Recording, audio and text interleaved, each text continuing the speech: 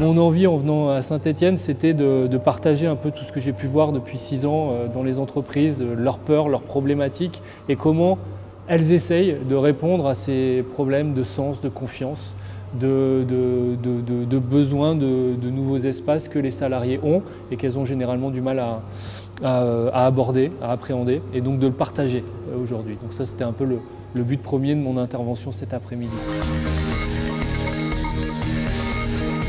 Notre mission, nous, c'était de se dire comment on peut accélérer l'usage de ces lieux, l'interaction entre des salariés qui sont bloqués dans leur entreprise et la communauté ou les écosystèmes innovants qu'on retrouve dans les coworking. On travaille avec plein de grands groupes, on ne s'y attendrait pas, mais le Crédit Agricole, EDF, Dell, donc des grandes structures qui aujourd'hui utilisent les réseaux de coworking. Ils ont filé l'appli Néonomade à leurs salariés, ils peuvent aller 1 jour, 2 jours par semaine dans des espaces de coworking, ce soit chez Mutinerie ou tous les espaces de coworking qu'on a vu apparaître depuis le début de notre histoire. Il y a plein d'autres raisons d'aller dans des tiers-lieux pour un salarié. Et ce n'est pas juste le besoin d'avoir un bureau quelque part, c'est vraiment l'envie de prendre l'air, de trouver des écosystèmes innovants, de créer des choses, aussi parfois un peu social, hein, de trouver une nouvelle communauté complémentaire à celle de son entreprise. Et ça, c'est une grande nouveauté. Et puis après, tu as la dynamique de projets comme les Grands Voisins dans lesquels on est hébergé, où là, c'est plus le rassemblement de différentes structures, économie sociale et solidaire, artistes, start-up, mais aussi hébergés d'urgence. Donc vraiment des modèles qui du coup réinventent un peu la ville en même temps qu'ils réinventent les modes de vie et qui questionnent sur comment on peut aussi cohabiter, créer des choses ensemble. Et c'est pas toujours simple, on le voit aux Grands Voisins, parfois il y a des visions de société qui s'affrontent, il y a des postures aussi, des niveaux sociaux qui sont complètement différents et donc on apprend aussi à vivre à côté. Mais rien que la proximité et l'envie de faire des choses ensemble fait qu'il y a quand même beaucoup de choses qui sortent de ces expériences.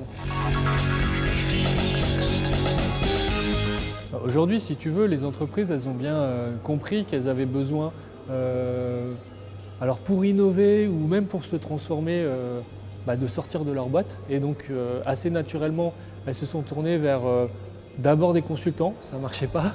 Deuxièmement vers des accélérateurs, mais très souvent c'était trop start-up pour elles. Et donc voilà. Et maintenant, en fait, elles se tournent plus vers des coworking ou des tiers-lieux comme les Grands Voisins parce qu'elles viennent en immersion. Ça, c'est la première étape déjà pour arriver à comprendre qu'est-ce qui se passe parce que c'est la société qui bouge autour d'elles. Donc c'est aussi une façon de voir que les entreprises, elles s'ouvrent à leur environnement. Avant, c'était la tour d'ivoire. Il y a un manque de sens, il y a un manque de confiance dans l'entreprise qui fait qu'elles sont obligées de trouver des solutions et d'affronter ça. Les tiers-lieux, je ne dis pas que c'est la solution. Le coworking, ce n'est pas la solution. Mais c'est une source d'inspiration, et ça, elles l'ont bien compris. Et c'est aussi par les communautés, par les expertises, par les ressources que tu peux trouver dans ces lieux-là. Parce que cela veut dire aussi pour les salariés, la confiance qu'accordent les entreprises en disant tu peux aller dans ces tiers-lieux, en fait, tout ça crée en fait, une vraie dynamique de changement. Tout le discours que l'on a, tout ce que l'on voit créer dans les tiers-lieux depuis maintenant 5-6 ans, cette dynamique de prototypage, d'expérimentation, de partage, en fait aujourd'hui c'est des mots que tu retrouves dans l'entreprise, que l'entreprise s'approprie et c'est hyper intéressant. Alors, pas toujours avec les mêmes méthodes, etc. Mais avec cette même envie de plutôt petits pas, plutôt expérimentation, plutôt collectif.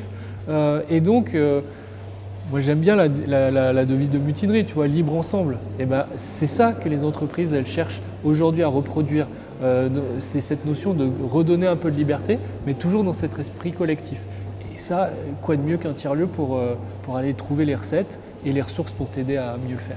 Donc c'est ça que je vois aujourd'hui. Nous, on s'est posé un peu comme une structure qui était capable, d'ouvrir les chakras, d'emmener les entreprises vers ces lieux-là. Et aujourd'hui, en fait, on s'aperçoit que pour faciliter les choses, il faut aussi qu'on fasse un peu d'assemblage, tu vois, pour permettre aussi que les compétences qui sont partout présentes dans les tiers-lieux, mais qui sont parfois un peu diverses, c'est un peu bordélique, quoi, tu vois, que ça soit un peu cohérent pour répondre à des demandes des entreprises qui sont souvent un peu complexes, mais qui en même temps peuvent trouver plein de solutions dans ces lieux-là, de partout en France. J'aimerais que dans 5 ans, les tiers-lieux, finalement, le modèle, il se soit, entre guillemets, intégré, qu'on n'ait même plus à parler de tiers-lieux, finalement, que ce soit un modèle acquis. Donc tous ces profils carrément ont chassé dans les boîtes parce que les gars, c'était les gars qui faisaient perdre du temps, etc. Aujourd'hui, c'est la valeur ajoutée. On va créer des formations pour trouver ces profils. Et donc du coup, je pense qu'on est sur cette base-là, tu vois, de tous ces métiers nouveaux qui sont au cœur des tiers-lieux, de jardinage, de communauté, de concierge, etc., avec toute la bienveillance. C'est des métiers qui sont en train de devenir. Quand on parle de manager qui doit se transformer en leader, mais demain, le manager, c'est un concierge. Les messages qui sont véhiculés là, ils commencent à prendre forme dans les entreprises, peu à peu. Il faut juste pousser et essayer d'accélérer ça.